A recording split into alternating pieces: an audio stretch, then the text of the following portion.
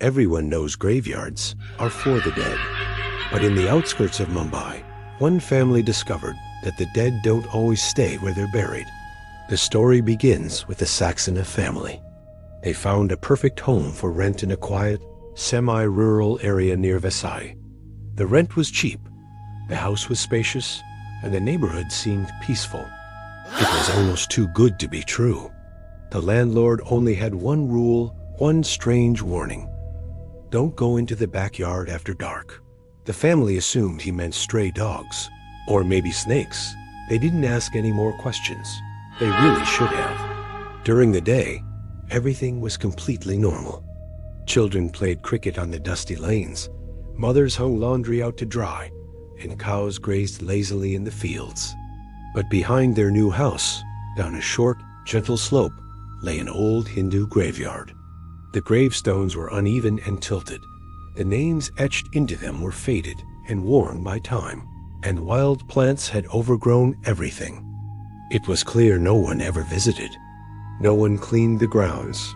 No one came to claim the dead. The neighbors were oddly silent about it. Whenever the Saxenas asked, they'd just say, "It's old." In India, old can mean many things, and one of them is haunted. The first signs of trouble came from the youngest child, Arav. He started seeing people in the backyard right around dusk. Not ghosts, he said, just people. He described an old man sitting by a tree, a woman combing her long hair, a little boy running between the graves. But whenever his parents rushed to the window to look, the backyard was completely empty. Then came the whispering. Every night, at exactly 2:30 a.m., the parents would wake up to the sound of murmurs outside their window. It sounded like families having quiet arguments or hushed conversations. But when they peered through the curtains, there was nothing. No movement, no one standing there. But the voices never stopped. One evening, the father noticed something strange. The soil near one of the graves looked freshly disturbed, as if someone had been digging. He dismissed it, thinking maybe priests or distant relatives had finally paid a visit. But when he casually mentioned it to a neighbor, the man's face went pale. "No one has been buried here for 20 years, he said. That night, the father heard it. A slow, steady scraping sound. The unmistakable noise of metal hitting stone. He opened the back door, and the sound stopped instantly. It was as if whoever was digging had been waiting, listening for him. Things inside the house started to change. A dining chair would be found facing the backyard, even though they left it tucked in. The children's toys would be rearranged, all pointing towards the graves. The curtains, which they closed tightly before bed, would be wide open in the morning. And the front door, which they always locked and double-checked, would be found unlocked. The mother blamed the kids. The kids blamed the wind. But then the backyard light began turning on by itself. It happened only at 3:03 a.m. Every single night, at the same exact time, that same pale glow would flood the yard. Finally, the mother couldn't take it anymore and called the landlord. His reply was chilling. He said only one sentence: "If the light turns on, do not look outside," and he hung up the phone. Desperate for answers, the family finally found an elderly neighbor who was willing to tell them the truth. The graveyard dated back to a time when a cholera epidemic had swept through the area, wiping out entire families. In the panic, there were no proper rituals, no prayers, no cremations. The bodies were buried quickly, wrapped in simple bedsheets, without the sacred mantras that guide souls to the other side.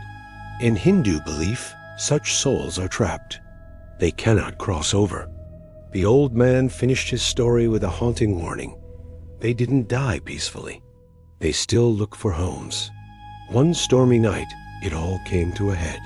The backyard lights switched on again. 3:03 a.m. But this time, their bedroom door clicked open on its own. The curtains flew apart. The back gate creaked open with a groan that cut through the sound of the wind. Breaking the landlord's rule, the father stepped outside. He saw them. Dozens of figures standing motionless between the graves, all of them staring at the house. Their clothes were from another era, their bodies glistening as if they had just been washed. Their heads were all tilted with the same silent curiosity. His son Arav appeared behind him, whispering, "They found their family." Then the figures began to move. Not back towards the graveyard. They moved towards the house. The power went out. The wind howled through the corridors. A mother grabbed the children while the father fumbled for the car keys. They ran, barefoot and shaking, into the storm. As the car's headlights sliced through the darkness, the figures vanished. They didn't fade or dissolve, they were just gone. The family drove all night, not stopping until the sun came up. They never went back. A month later, a new family moved into the same house. They got the same cheap rent and the same strange warning. The neighbors started hearing children playing in the backyard again. Only this time, it wasn't the living children they heard. It was the voices of the dead, calling out to them, "Come home." Graveyards aren't dangerous because of the dead. They're dangerous because of who the dead still miss. Subscribe for more scary stories.